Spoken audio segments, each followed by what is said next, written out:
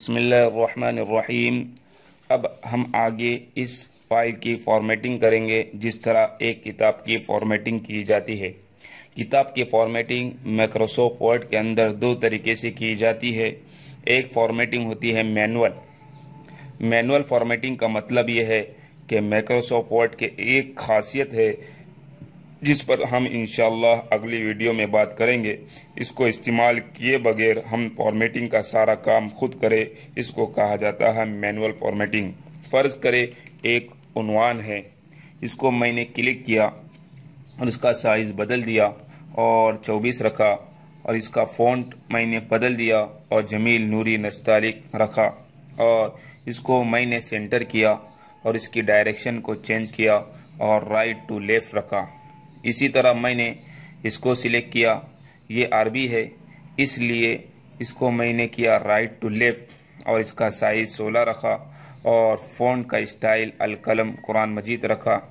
اسی طرح میں نے اس کو سلیکٹ کیا، یہ بھی چونکہ عربی ہے، اس کو رائٹ ٹو لیفٹ کیا، اس کا فونٹ سائز میں نے بدلا اور 16 کیا، اور اسی طرح فونٹ کا اسٹائل القلم قرآن مجید کر دیا، تو یہ تبدیل ہو گیا۔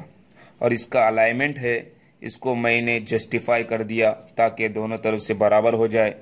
پھر نیچے یہ اردو کی عبارت ہے، اس کو سلیکٹ کیا، اس کو رائٹ ٹو لیفٹ کیا اور اس کا فونٹ سائز میں نے بدلا اور 16 کیا، اور اسی طرح فونٹ کا اسٹائل جمیل نوری نستعلیق رکھا، تو یہ بھی تبدیل ہو گیا۔ اور اس کا الائنمنٹ ہے، اس کو میں نے جسٹیفائی کر دیا تاکہ دونوں طرف سے برابر ہو جائے۔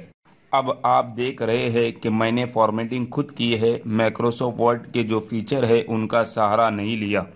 آگے ایک فیچر ہے مائکروسافٹ کا، وہ ہے لائن اسپیسنگ۔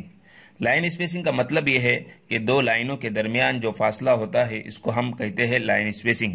یہاں جو لائن اسپیسنگ ہے وہ بہت زیادہ ہے، اس کو ہمیں کم کرنا ہے۔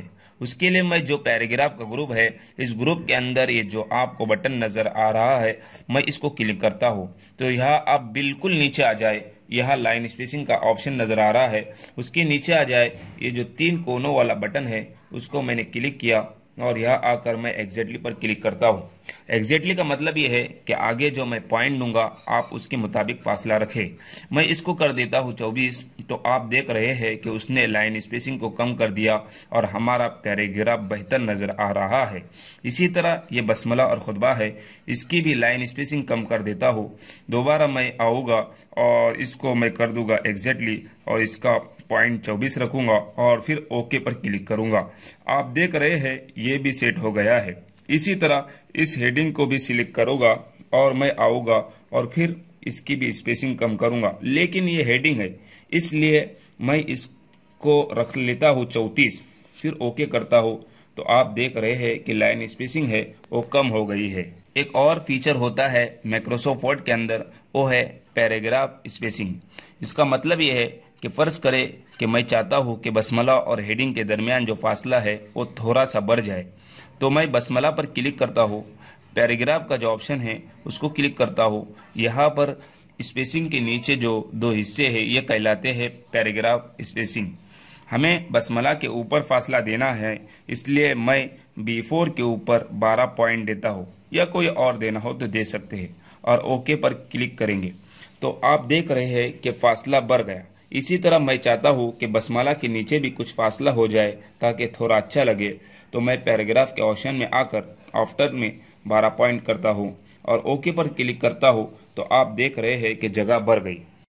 تو دوستو آج کے لیے بس اتنا ہی، پھر ملتے ہیں انشاءاللہ اگلی ویڈیو میں۔